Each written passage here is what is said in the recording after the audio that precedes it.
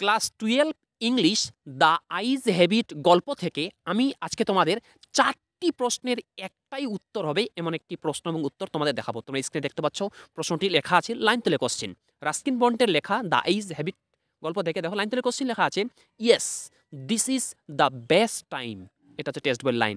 এই লাইন থেকে প্রশ্ন হচ্ছে দেখো রমেন হর্প নাম্বারগুলি অবশ্যই ভালো করে ফলো করবে কিন্তু ঠিক আছে। রমেন হর্প 1 প্রশ্ন হচ্ছে who is the speaker question mark. রমেন হর্প 2 what time is refer to in the line. তারপরে এই কোশ্চেনটাতে কোনো রমেন হপ নেই ঠিক আছে। দেখো why according to the narrator it is the best time. এবার এই প্রশ্নটার বাংলা মানে দেখো লেখা আছে হ্যাঁ এটাই সর্বশ্রেষ্ঠ সময়। বক্তাকে এই লাইনে বাক্যাংশটিতে কোন সময়ের কথা বলা হয়েছে, কেন লেখকের মতে এটি শ্রেষ্ঠ সময়। একটি প্রশ্ন হলো ওর অথবা আরেকটি প্রশ্ন আমি তোমাদের দেখাচ্ছি। পরীক্ষায় প্রশ্নটি বা টেস্ট পেপারে এইভাবে থাকতে পারে লাইন দিলে question yes October is the best time. এবার দেখো এই প্রশ্নের রমেন হব 3 নম্বর প্রশ্ন who said this and to whom. রমেন হব 4 when did the speaker make this comment. আরেকটা কোশ্চেন আছে শেষে why is October the best time according to the narrator. এই প্রশ্নটার বাংলা মানে দেখো লেখা আছে হ্যাঁ অক্টোবর সর্বশ্রেষ্ঠ সময়। কে কাকে এ কথা বলেছেন, বক্তা কখন এই মন্তব্য করেছেন, বক্তার মতে অক্টোবর শ্রেষ্ঠ সময় কেন। দুইটি প্রশ্ন হলো অথবা ওর অথবা আরেকটি প্রশ্ন দেখো দেখতে পাচ্ছ লেখা আছে লাইন দিলে question oh how lucky you are. এটা লাইন। এখান থেকে প্রশ্ন রমেন হব 5 হু সেড দিস। রমেন হব 6 who was considered lucky and why.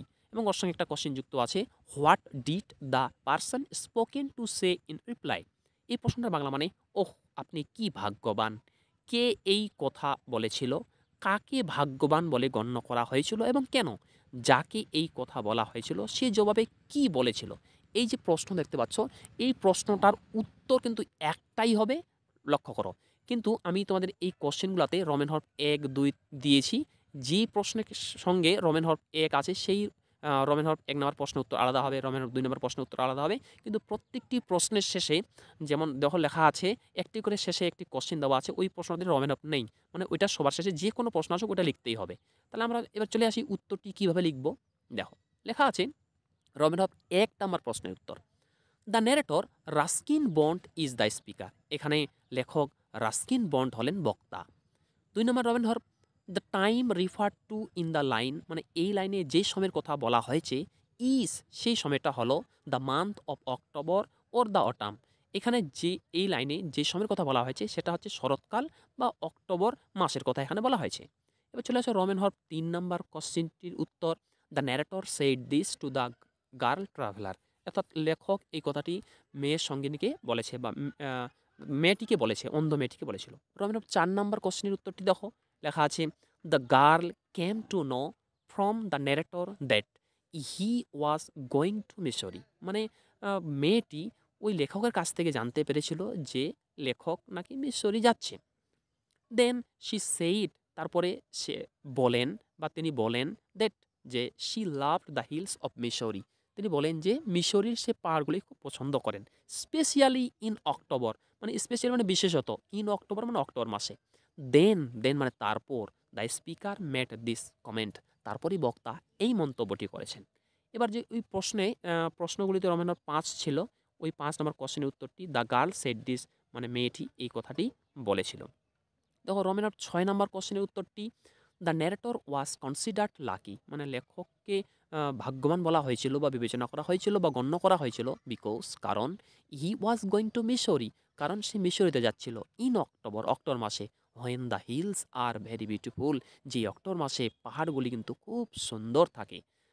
হয়ে গেল শর্ট কোশ্চেনের উত্তরগুলি। এবার এই যে 3টি প্রশ্ন অথবা আমি দেখালাম এই 3টি প্রশ্নের সবার শেষে একটি করে প্রশ্ন ছিল, ওই যে কোনো প্রশ্ন আসুক এই যে আমরা স্ক্রিনে দেখতে পাচ্ছ এটা কিন্তু উত্তরটা লিখতেই হবে, বড় যে পার্ট যে উত্তরের পার্টটি যেটা বড় এই পার্টটি কিন্তু লিখতেই হবে। তার আগে আমি তোমাদের আরেকবার প্রশ্নগুলি দেখাই। যেমন প্রত্যেকটা কোশ্চেনের শেষে তোমরা যদি লক্ষ্য করো তা দেখতে পাবে যে সেবার শেষে একটা করে কোশ্চেন আছে, এটাতে কিন্তু কোনো রমেন হর্প নাম্বার কিন্তু এখানে দেওয়া নেই। এই প্রশ্নটাও আছে দেখো, যেমন what according to the narrator is it the best time. তারপর এই প্রশ্নটা তো একটা শেষে প্রশ্ন আছে why is the October best time according to the narrator. আবার এই প্রশ্নটা তো একটা শেষে প্রশ্ন আছে, what did the person spoken to say in reply. এই যে প্রশ্নগুলি দেওয়া আছে, এবার এই 3টি প্রশ্নের উত্তর কিন্তু একটাই হবে। সেটা কিন্তু আমি তোমাদের শর্টগুলি পার্ট করে দেখালাম। এবার কিন্তু তোমাদের এই প্রশ্নের উত্তরটা লিখতে হবে। 3টি কোশ্চেনের উত্তর যে যে বড় পার্টটি আছে এটা লিখবে।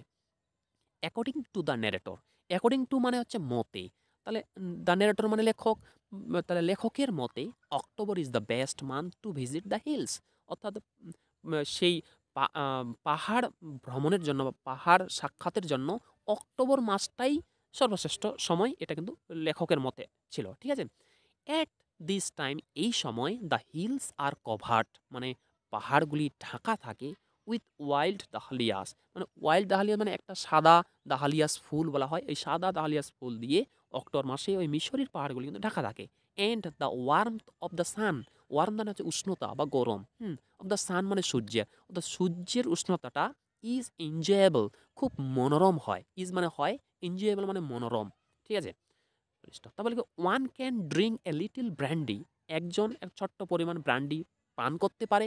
সিটিং মানে বসে, ইন ফ্রন্ট অফ মানে সামনে, লক ফায়ার মানে আগুনের সামনে বসে একজন লিটল ব্র্যান্ডি পান করতে পারে। কখন? এট নাইট রাত্রিতে। Stop.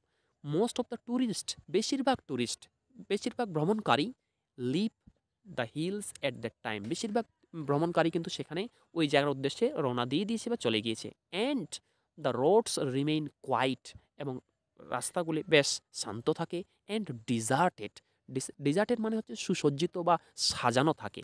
Stop. So the narrator made this comment, তাই লেখক এই মন্তব্যটি করেছেন। যদি ভিডিও ভালো লাগে ভিডিওটি লাইক করো, এবং তোমরা যারা চ্যানেল নতুন এরকম অধ্যায়ভিত্তিক প্রশ্ন উত্তর সাজেশন পাওয়ার জন্য আমার চ্যানেলটি সাবস্ক্রাইব করো এবং পাশের বেল আইকনটি প্রেস করে অল বোতামটি ক্লিক করে দাও। তাহলে আমি তোমাদের 3টি প্রশ্নের উত্তর একটাই হবে, আমি তোমাদের দেখালাম।